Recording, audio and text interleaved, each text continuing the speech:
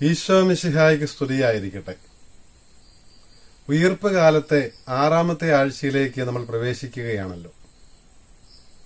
ഈശോയുടെ ഉയിർപ്പ്, അവിടുത്തെ സഹന മരണോത്ഥാനങ്ങള്, മനുഷ്യാവതാരം മുഴുവനും പരിശുദ്ധ ത്രിത്വത്തിന്റെ, ഏക ദൈവത്തിന്റെ, ഏക രക്ഷാകര പദ്ധതിയുടെ ഭാഗമാണ്.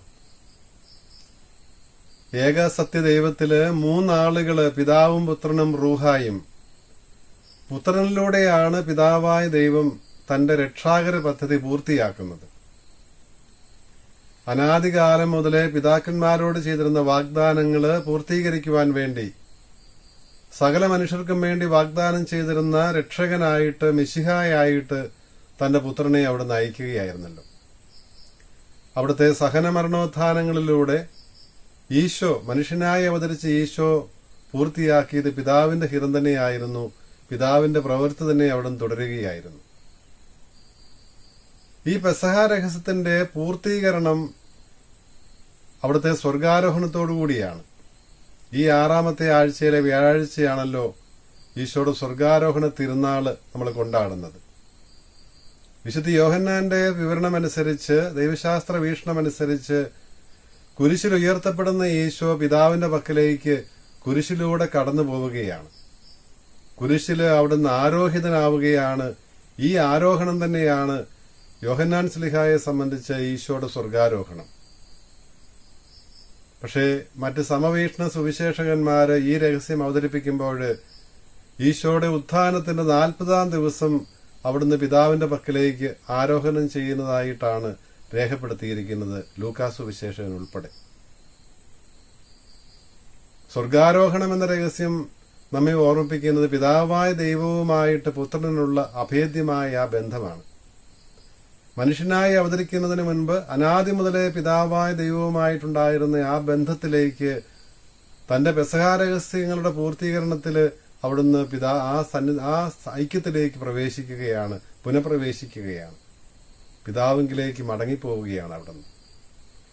ഈ ഐക്യം വ്യക്തമാക്കുന്ന സുവിശേഷ ഭാഗമാണ് 5-ാം അധ്യായത്തിലെ, യോഹന്നാന്റെ സുവിശേഷത്തിൽ 5-ാം അധ്യായത്തിൽ നിന്ന് ഇന്ന് നമ്മൾ വായിച്ച് ധ്യാനിക്കുന്നത്. 5-ാം അധ്യായത്തിന്റെ ആരംഭത്തിൽ നമ്മൾ കാണുന്നത് 38 വർഷമായി തളർവാദം ബാധിച്ചിരുന്ന ഒരുവന് ഈശോ ദൈവികമായ അധികാരം ഉപയോഗിച്ചിട്ട് ദൈവത്വം വെളിപ്പെടുത്തിക്കൊണ്ട് സൗഖ്യം നൽകുന്ന രംഗമാണ്.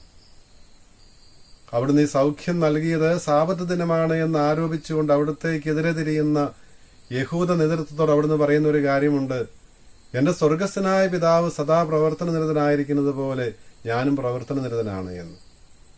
പിതാവ് ചെയ്ത് കാണുന്നത് തന്നെയാണ്, ചെയ്യുവാനായി എന്നെ ഏൽപ്പിച്ചിരിക്കുന്നതായ ദൗത്യം തന്നെയാണ്, പ്രവൃത്തി തന്നെയാണ് താൻ ചെയ്യുന്നത് എന്ന് പറഞ്ഞാൽ താനും പിതാവും ഒന്നാണ് എന്നുള്ള സത്യം അവിടുന്ന് വ്യക്തമാക്കുകയായിരുന്നു. എന്റെ ഹിതമല്ല ഞാൻ നിറവേറ്റുന്നത്, എന്നെ അയച്ചവന്റെ ഹിതമാണ് എന്ന് അവിടുന്ന് പറയുമ്പോഴും ഉദ്ദേശിക്കുന്നത് തന്നെയാണ്.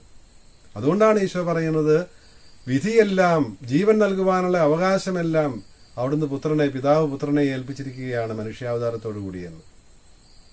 ഈ ജീവദായകമായ വചനമായി അവിടുന്ന് ജീവദായകനായി മാറുന്നത് തന്റെ സഹനമരണ ഉത്ഥാനങ്ങളിലൂടെയാണ്.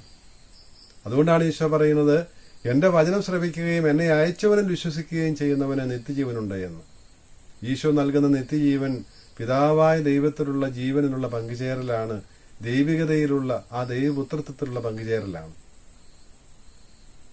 ഈ പിതാവുമായുള്ള ഐക്യത്തിലേക്ക് മനുഷ്യരെയും പ്രവേശിപ്പിക്കുവാൻ വേണ്ടി, ദൈവിക സഹവാസത്തിലേക്ക് ആനയിക്കുവാൻ വേണ്ടി, ദൈവിക കൂട്ടായ്മയിലേക്ക് നയിക്കുവാൻ വേണ്ടിയാണല്ലോ അവിടുന്ന് മനുഷ്യനായി അവതരിച്ചതും പീഡാസഹനത്തിലൂടെ നമ്മുടെ രക്ഷ സാധിച്ചതും. ഈശോയുടെ സ്വർഗാരോഹണ രംഗത്തെ അനുസ്മരിപ്പിക്കുന്ന ഒരു രംഗം പഴയ നിയമത്തിലെ പ്രവാചകനായ ഏലിയായുടെ ജീവിതത്തിൽ നമ്മൾ കാണുന്നുണ്ട്. പഴയ നിയമത്തിൽ നിന്നുള്ള 2-ാമത്തെ വായന രാജാക്കന്മാരുടെ 2-ാം പുസ്തകം 2-ാം അധ്യായത്തിലെ ആദ്യത്തെ 15 വാക്യങ്ങളാണല്ലോ.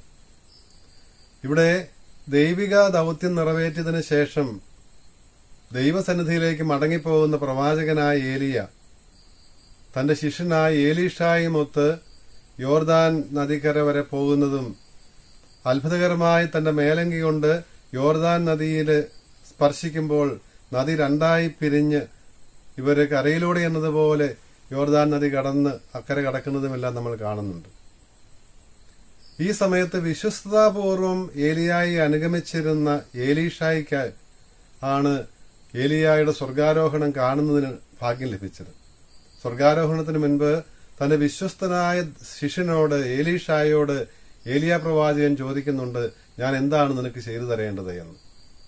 ഏലിയായ്ക്ക് അറിയാമായിരുന്നു അദ്ദേഹത്തിന്റെ കാലശേഷം ഈ പ്രവാചക ദൌത്യം ഇസ്രായേൽ തുടർന്നുകൊണ്ട് പോകേണ്ടത് ഏലീഷ ആയിരുന്നുവെന്ന്. അപ്പോൾ ഈ ദൌത്യ നിർവഹണത്തിന് വേണ്ടിയുള്ള കൃപ അതിനുവേണ്ടിയാണ് ഏലീഷ പറഞ്ഞത്. അതുകൊണ്ടാണ് ഏലീഷ പറഞ്ഞു, എനിക്ക് നിനക്കുള്ള അരൂപിയുടെ ഇരട്ടി എനിക്ക് ലഭിക്കണം. പ്രവാചകൻ പറഞ്ഞു, ഞാൻ എടുക്കപ്പെടുന്നത് നീ കാണുകയാണ് എങ്കിൽ നിനക്കത് ലഭിക്കുക തന്നെ ചെയ്യുമെന്ന്. സ്വർഗീയ രഥങ്ങളില് സ്വർഗത്തിലേക്ക് ഏലിയ എടുക്കപ്പെടുന്നത് കാണുന്ന ഏലീഷായിക്ക് ഈ ദൈവികമായ ശക്തി ലഭിക്കുന്നത് നമ്മൾ കാണുന്നുണ്ട്. ഏത് മേലങ്കി ഉപയോഗിച്ചാണോ ഏലിയ പ്രവാചകൻ യോർദാൻ നദി രണ്ടായി വിഭജിച്ചത്, ആ മേലങ്കി സ്വർഗാരോഹണ വേളയിൽ ഏലിയ പ്രവാചകൻ ഏലീഷായ്ക്കായിട്ട് ഇട്ടുകൊടുക്കുന്നു. ഈ മേലങ്കി കൊണ്ട് തന്നെയാണ് തിരികെ വരുമ്പോൾ ഈ യോർദാൻ നദിയിൽ അത്ഭുതം പ്രവർത്തിക്കുന്നതിന്, അത്ഭുതകരമായിട്ട് വെള്ളം വേർതിരിക്കുന്നതിനും യോർദാൻ നദി കടക്കുന്നതിനും ഏലീഷായെയും സഹായിക്കുന്നത്.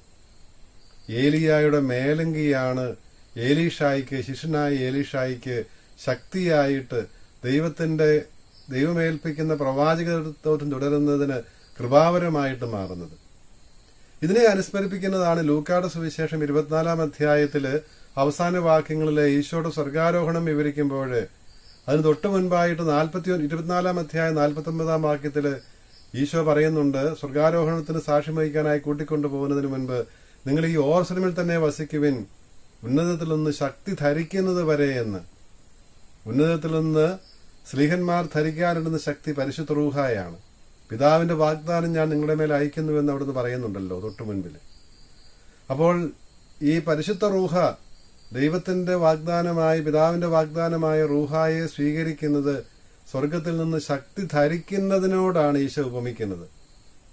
ആ ധരിക്കുന്നത് അങ്കിയാണ്, മേലങ്കിയാണ്. അതിനെ അനുസ്മരിപ്പിക്കുന്നതാണ് ഏലിയായും ഏലീഷായും തമ്മിലുള്ള ആ ബന്ധത്തെയും ഏലീഷായ്ക്ക് നൽകിയ മേലങ്കിയെയും ആ മേലങ്കി പ്രതിനിധാനം ചെയ്തിരുന്ന കൃപാവരത്തെയും എല്ലാം സൂചിപ്പിക്കുന്നതാണ് ഈ ലൂക്കായുടെ സുവിശേഷത്തിലെ 24 അധ്യായത്തിൽ നമ്മൾ കാണുന്ന 49 വാക്യം.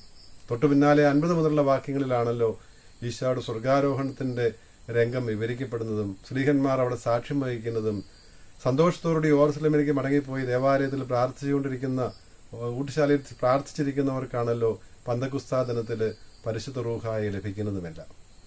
ഇപ്രകാരം ഏലിയായുടെ സ്വർഗാരോഹണത്തിന് സാക്ഷ്യം വഹിച്ചവർക്ക് ഏലിയ പ്രവാചകൻ തന്റെ മേലങ്കിയിലൂടെ ഏലീഷായ്ക്ക് ശക്തി നൽകിയതുപോലെ, കൃപ നൽകിയതുപോലെ, ദൈവത്തിന്റെ അനുഗ്രഹം നൽകിയതുപോലെ ഇതാ ഈശോയുടെ സ്വർഗാരോഹണത്തിന് സാക്ഷികളാകുന്നവർക്ക് 10 ദിവസങ്ങൾക്ക് ശേഷം റൂഹാദ് കുരിശായി അവിടുന്ന് നൽകുമെന്നുള്ള ആ വാഗ്ദാനം കൂടി പ്രതീകാത്മകമായിട്ട് ഇവിടെ ഓർമ്മിപ്പിക്കുകയായിരുന്നു വിസ്തരന്ത ഭാഗങ്ങൾ.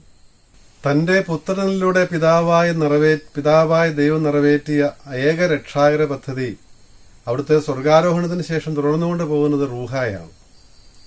ഈ റൂഹായുടെ പ്രവർത്തനത്തെക്കുറിച്ചാണല്ലോ പൗലോസ് ശ്ലീഹ റോമാക്കാർക്ക് എഴുതുന്ന ലേഖനം 8 അധ്യായത്തിലെ ആദ്യത്തെ വാക്യങ്ങളിൽ വിവരിക്കുന്നത് നമ്മൾ വായിച്ചു കേൾക്കുന്നത്. അവിടെ അരൂപിയാൽ നയിക്കപ്പെടുന്നവരാണ് ദൈവത്തിന്റെ മക്കൾ. അവർ ദൈവത്തിന്റെ മക്കളായി ജീവിക്കുന്നത് ജഡത്തിന്റെ പ്രവണതകളെ അരൂപിയുടെ ശക്തിയാൽ നിഹനിക്കുമ്പോഴാണ് എന്ന്, ശരീരത്തിന്റെ പ്രവണതകളെ അരൂപിയുടെ ശക്തി കൊണ്ട് നിഹനിക്കുന്നത് കൊണ്ടാണ്, അരൂപിയുടെ പ്രചോദനമനുസരിച്ച് ജീവിക്കുന്നത് കൊണ്ടാണ് എന്ന് ശ്ലീഹ വ്യക്തമാക്കുന്നത് നമ്മൾ കാണുന്നുണ്ട്. ദൈവത്തെ പ്രസാദിപ്പിക്കുവാനായിട്ട് റൂഹായുടെ നിമന്ത്രണങ്ങൾക്കനുസരിച്ച് ജീവിക്കേണ്ടതുണ്ട് എന്നുള്ളതാണ് അവിടുന്ന്. അപ്പോൾ ഈ റൂഹായിൽ വസിക്കുന്നവരാണ് യഥാർത്ഥത്തിൽ ആത്മീയർ.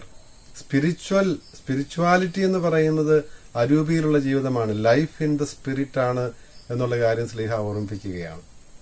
ഇതെല്ലാം ദൈവം പൂർവികർക്ക് നൽകിയിരുന്ന വാഗ്ദാനത്തിന്റെ പൂർത്തീകരണം തന്നെയാണെന്ന് അനുസ്മരിപ്പിക്കുന്നതാണ് പഴയ നിയമത്തിലെ ആദ്യത്തെ വായന. ഉൽപ്പത്തി പുസ്തകം 9 അധ്യായത്തില് ദൈവം നോഹയുമായി ചെയ്യുന്ന, ജലപ്രളയത്തിന് ശേഷം ചെയ്യുന്ന ഉടമ്പടിയാണല്ലോ നമ്മൾ കാണുക. ജലപ്രളയത്തിന് മുൻപ് തന്നെ നമ്മൾ കാണുന്നുണ്ട് 6 അധ്യായം 18 വാക്യത്തിൽ ദൈവം നോഹയോട് പറഞ്ഞിരുന്നു, ഞാൻ നീയുമായി ഒരു ശാശ്വതമായ ഉടമ്പടി ചെയ്യുമെന്ന്. കാരണം 8 വാക്യത്തിൽ കാണുന്നത് പോലെ ദൈവത്തിന്റെ സന്നിധിയിൽ കൃപ കണ്ടെത്തിയവനായിരുന്നു, ദൈവത്തിന്റെ വഴിയെ നടന്നിരുന്നവനായിരുന്നു നോഹയും കുടുംബവും. അതുകൊണ്ട് ആ നീതിമാനായ നോഹയ്ക്കാണ് ദൈവം ഈ വാഗ്ദാനം നൽകുന്നത്. അതുകൊണ്ടാണ് ജലപ്രളയത്തിന് ശേഷം നോഹയുമായിട്ട് ദൈവം ഉടമ്പടി ചെയ്യുകയാണ്, ഇനി ഒരിക്കലും ഞാൻ ഈ സൃഷ്ടപ്രപഞ്ചത്തെ, ഇതിലുള്ള ഒരു ജീവജാലത്തെയും ഇതുപോലൊരു ജലപ്രളയം കൊണ്ട് നശിപ്പിക്കുകയില്ല എന്ന് അവിടുന്ന് ഉടമ്പടി ചെയ്യുകയാണ്. ആ ഉടമ്പടിയുടെ അടയാളമായിട്ടാണ് ഈ സൃഷ്ടപ്രപഞ്ചത്തിൽ അവിടുന്ന് മഴവില്ല് സ്ഥാപിച്ചിരിക്കുന്നത്. ഈ മഴവില്ല് അത് സാർവത്രികമായ ഒരു പ്രതീകമാണ്.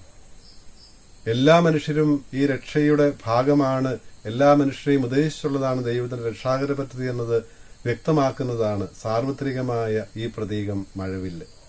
മഴവില്ല് ഏവർക്കും സന്തോഷം നൽകുന്ന ഒരടയാളമാണ്, വലിയ പ്രതീക്ഷയുടെ, വലിയ പ്രത്യാശയുടെ അടയാളമാണ്. ഈശോയുടെ സ്വർഗാരോഹണവും നമുക്ക് നൽകുന്നത് ഈ പ്രത്യാശ തന്നെയാണ്. ഇവിടെയാണ് നാമും എത്തിച്ചേരാനിരിക്കുന്നത് എന്നുള്ള സത്യം നമ്മെ ഓർമ്മിപ്പിക്കുകയാണ്. ഈശോയുടെ വചനമനുസരിച്ച് ജീവിക്കുന്നവർക്ക്, അവിടുന്ന് വിശ്വസിക്കുന്നവർക്ക്, അവിടുന്ന് അയച്ചവനിൽ വിശ്വസിക്കുന്നവർക്ക് നിത്യജീവനുണ്ട് എന്ന് പറയുമ്പോൾ ഈ ദൈവത്തിന്റെ സന്നിധിയിൽ ഈശോ എത്തിച്ചേർന്നിരിക്കുന്നിടത്ത് നമ്മളും എത്തിച്ചേരുമെന്നുള്ള ആ ഒരു പ്രതീക്ഷയാണ്, പ്രത്യാശയാണ് അവിടെ നമുക്ക് നൽകുന്നത്. പിതാവായ ദൈവവുമായി ഐക്യത്തിൽ ഒന്നായിരിക്കുന്ന, സത്തയിൽ ഒന്നായിരിക്കുന്ന പുത്രൻ തമ്പുരാൻ പിതാവിൽ നിന്ന് നമുക്ക് മേടിച്ചു നൽകുന്ന സഹായകനായ പാറക്ലേത്തായ പരിശുദ്ധ റൂഹ, അവിടുന്ന് ആ റൂഹായിലാണ് നമ്മൾ ജീവിക്കുന്നത്. മാമോദീസായിൽ ഈ റൂഹായാണ് നമുക്ക് ലഭിച്ചിരിക്കുന്നത്. ആ രൂപിയിൽ നമ്മൾ ജീവിക്കുമ്പോൾ നമ്മൾ ദൈവത്തിന്റെ മക്കളായി തീരും. ഈശോ വാഗ്ദാനം ചെയ്ത ജീവന് അവകാശികളുമാകും. അതിന് ദൈവം നമ്മളെ അനുഗ്രഹിക്കട്ടെ.